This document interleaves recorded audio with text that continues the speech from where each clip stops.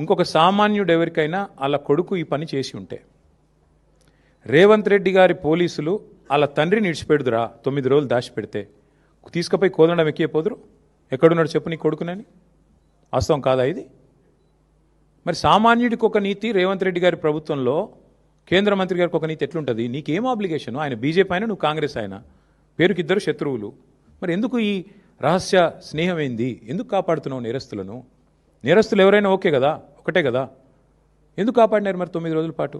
చివరికి దిక్కులేక కోర్టులో రిలీఫ్ లేకపోతే, కోర్టు ద్వారా మీరేదో ప్రయత్నం చేసి చివరికి కోర్టులో రిలీఫ్ రాకపోతే ప్రజల ఒత్తిడి పెరిగి ప్రజా సంఘాలు పేట్ బషీరాబాద్ పోలీస్ స్టేషన్ ముంగట ధర్నాలు చేసే పరిస్థితి వస్తే మా మహిళా సోదరిమణులు మొత్తం పోయి అంబేద్కర్ కాడ పోయి ధర్నా చేస్తే దిగి రాక తప్పని ఒక అనివార్య పరిస్థితి 2 పార్టీల బొండిగా పట్టుకుంటే అప్పుడు బీజేపీ కాంగ్రెస్ దిగి రాక తప్పని అనివార్య పరిస్థితుల్లో సరెండర్ అయిందా అరెస్ట్ అయిందా నాకు తెలియదు, వాళ్ళిద్దరు తెలుసుకోవాలి. అది మాకు బండి సంజయ్ గారితో మాకేం వ్యక్తిగత పంచాయతీ లేదండి.